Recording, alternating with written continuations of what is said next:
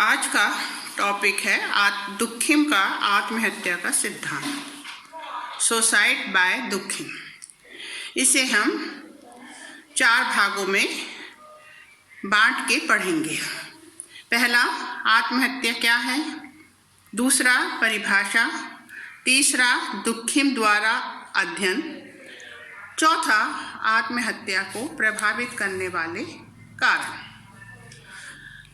10 सितंबर 2019 को विश्व स्वास्थ्य संगठन के अनुसार हर 40 सेकंड एक मौत आत्महत्या के द्वारा होती है।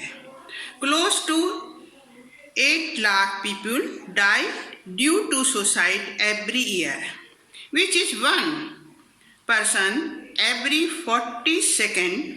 Suicide is a global phenomenon and occurs throughout the life pain. कहने का तात्पर्य यहाँ यह है कि यह एक विकराल समस्या है, किंतु यह कोई वर्तमान समस्या नहीं है। 19वीं शताब्दी में जो औद्योगिक क्रांति के उपरांत समाज का रूपांतर हुआ, उसने जहां मानव समाज को सुख में बनाया, वहीं दूसरी ओर मानव के समक्ष अनेक चुनौतियां भी खड़ी की, जिनमें से एक चुनौती थी जीवन संघर्ष, जिसका परिणाम आत्महत्या के रूप में सामने आया। आत्महत्या क्या है? साधारण भाषा में यदि कहा जाए तो आत्महत्या इच्छापूर्ण आत्मघात है। दुखिम ने अपनी परिभाषा देते हुए लिखा है, आत्महत्या शब्द का प्रयोग ऐसी किसी भी मृत्यु के लिए किया जा सकता है जो कि मृत व्यक्ति के द्वारा की गई किसी सकारात्मक या नकारात्मक क्रिया का प्रत्यक्ष या अप्रत्यक्ष परिणाम है। All cases of death resulting directly or indirectly from of the victim himself, which he knows will produce this result. दुखिम एक प्रसिद्ध समाजशास्त्री थे। इस विकराल रूप लेती समस्या का उन्होंने आज से 100 साल पहले 1869 में सोशियोलॉजिकल रिसर्च के द्वारा अध्ययन किया। अभी तक आत्महत्या को एक व्यक्तिगत कारण माना जाता था। दुखिम ने आत्महत्या को व्यक्तिगत घटना के रूप में ही स्वीकार नहीं किया, अपितु सामाजिक घटना माना और समस्त पूर्व निर्मित कारकों को अस्वीकार कर दिया। दुखिम का मानना था कि आत्महत्या एक व्यक्तिगत कारण हो सकता है, किंतु इसका संबंध सामाजिक तथ्यों से जुड़ा हुआ है और इसलिए आत्महत्या के कारणों को हमें सामाजिक घटनाओं में ढूंढना होगा। अपने अध्ययन में दुखिम ने 3 देशों के इंग्लैंड, फ्रांस और डेनमार्क के लगभग 26,000 आत्महत्या के केसेस को इकट्ठा किया। अध्ययन के दौरान उन्होंने पाया कि इंग्लैंड में लगभग पर मिलियन 67, फ्रांस में 135, डेनमार्क में 277 आत्महत्याएं हुई। प्रश्न यह है कि डेनमार्क में आत्महत्या की दर इंग्लैंड और फ्रांस से अधिक क्यों हुई? इसका उत्तर दुखिम ने अपनी प्रसिद्ध पुस्तक जो 1897 में ली सुसाइड प्रकाशित हुई उसमें दिया, जिसमें उन्होंने लिखा, आत्महत्या का सामाजिक वातावरण की कुछ अवस्थाओं से उतना ही प्रत्यक्ष व स्थिर संबंध है जितना अनिश्चित तथा अस्पष्ट जीवशास्त्रीय तथा भौतिक तथ्यों से। वास्तविकता यह है कि आत्महत्या एक सामाजिक तथ्य है, सोशल फैक्ट है, जिसके वास्तविक कारणों की खोज समाज में की जानी चाहिए। अपने अध्ययन में दुखिम ने सामाजिक तथ्यों को केंद्र बिंदु माना। दुखिम found that while the act of committing suicide an individual act is directly connected to the group and social life of the individual. इन तीनों देशों की आत्महत्या की दर में अंतर के कारणों का उत्तर देते हुए दुखिम लिखते हैं, सामाजिक व्यवस्था इसका मुख्य कारण है। उनका मानना है कि प्रत्येक देश का सामाजिक संगठन, सामाजिक संरचना अलग अलग होती है, जैसे प्रथा, मूल्य, विश्वास, परंपरा, समूह, पारिवारिक जीवन इत्यादि। ये वे सभी सामाजिक तथ्य हैं जो समाज के संगठन में अपना योगदान देते हैं। जो व्यक्ति सामाजिक व्यवस्था में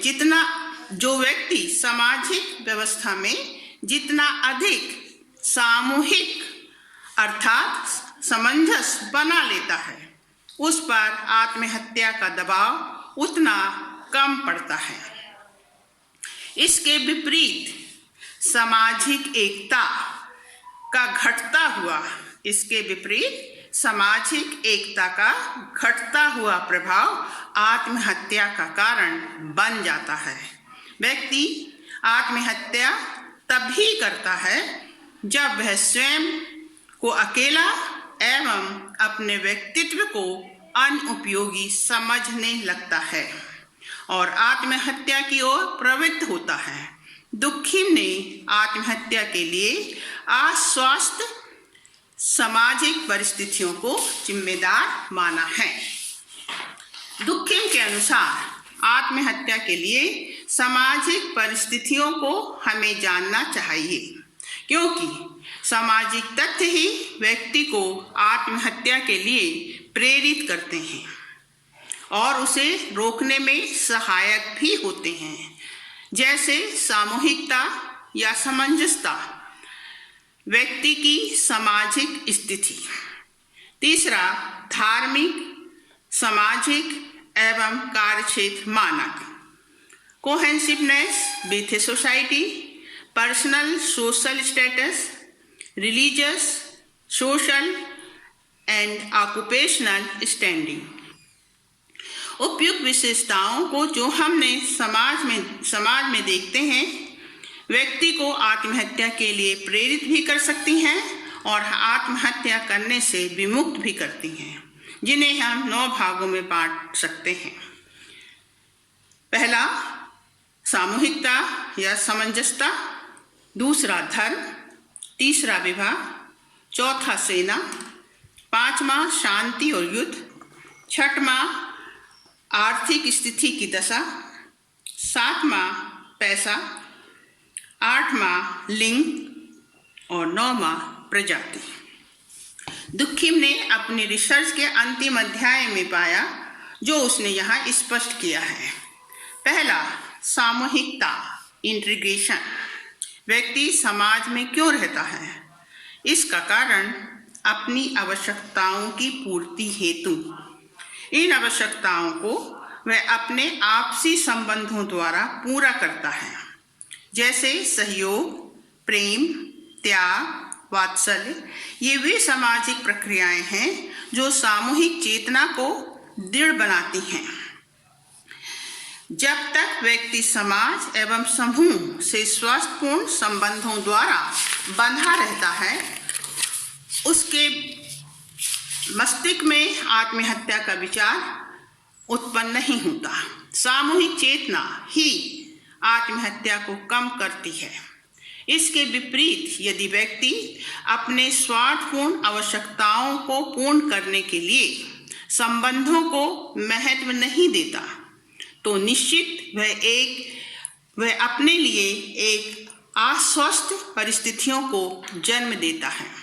समाज व समूह भी उसे छोड़ देते हैं। वह अकेला रह जाता है।